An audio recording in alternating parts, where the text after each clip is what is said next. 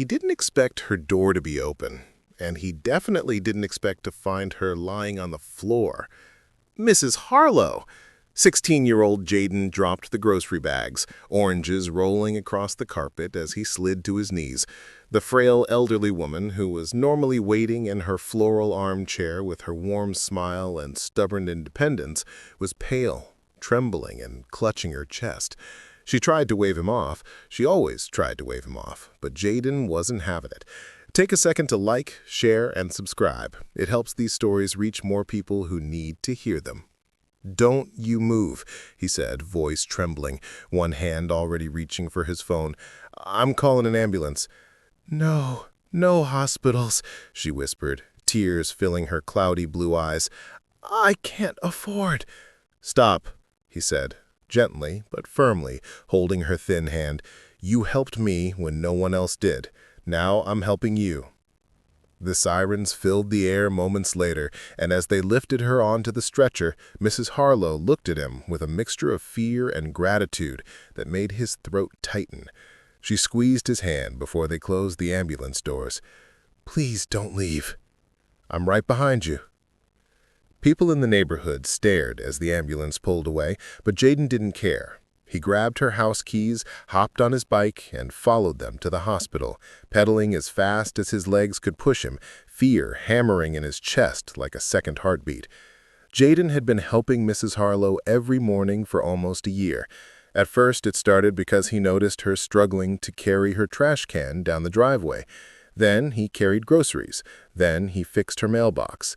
Then he climbed on her roof to adjust the satellite dish so she could watch her old classic movies. His friends teased him, calling her his second grandma, but Jaden didn't mind. She treated him with a kindness he didn't get from anyone at home. At the hospital, Jaden paced the hallway until a nurse finally told her she was stable. He let out a breath he didn't realize he'd been holding and sat beside her bed as machines beeped softly in the background. She looked so small under the blankets, her silver hair messy, her breathing slow. "Jaden," she whispered. He leaned forward immediately. "I'm here." "You shouldn't waste your time on an old woman," she whispered with a weak smile. "Mrs. Harlow, you're the only one who believed in me. Remember when the school called you because my mom didn't show up?" She nodded faintly. "You walked all the way there on your bad knee, and you defended me. You told the principal I wasn't a bad kid. I just needed someone in my corner." His voice cracked.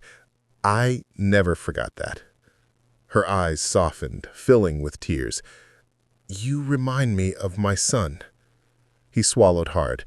He never asked her about her family. She always changed the subject. "Where is he?" Jaden asked softly. She looked toward the window, her frail hands gripping the sheets. "Gone. Years now. I lost him too soon." Jaden gently placed his hand over hers. "I'm not going anywhere." For days, Jaden rode his bike every morning before school to check on her. He updated her doctors, brought her books, and even brought her homemade soup his neighbor helped him prepare. And every day she looked a little stronger.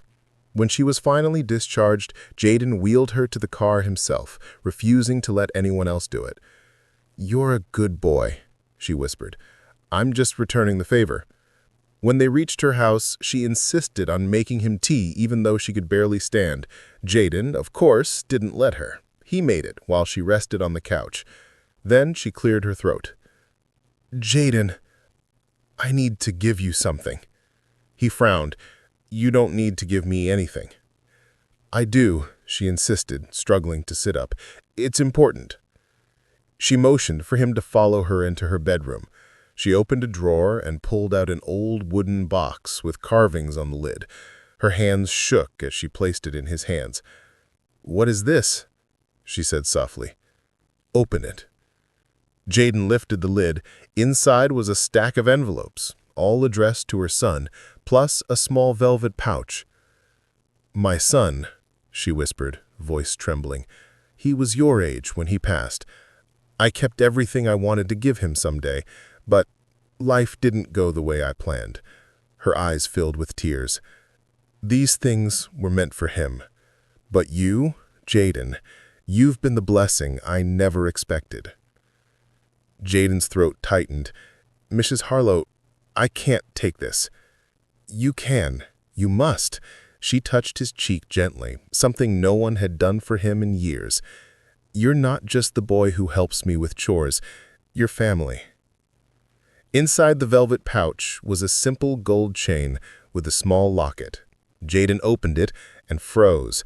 Inside was a picture of her younger son on one side, and now a photo of Jaden she had secretly taken, taped gently on the other. "I don't deserve this," Jaden whispered, tears sliding down his face. "Yes, you do. You brought light back into this home." Jaden hugged her, careful of her frail frame. She held him tight, her tears soaking into his shirt. From that day on, neighbors saw something new each morning. Mrs. Harlow sitting on her porch in her warm shawl, and Jaden beside her, wearing the locket proudly, talking and laughing like a real grandmother and grandson. People would pass by and smile, reminded that family isn't always blood. Sometimes it's a choice. Sometimes it's a kindness. And sometimes it's a boy who simply stopped to help.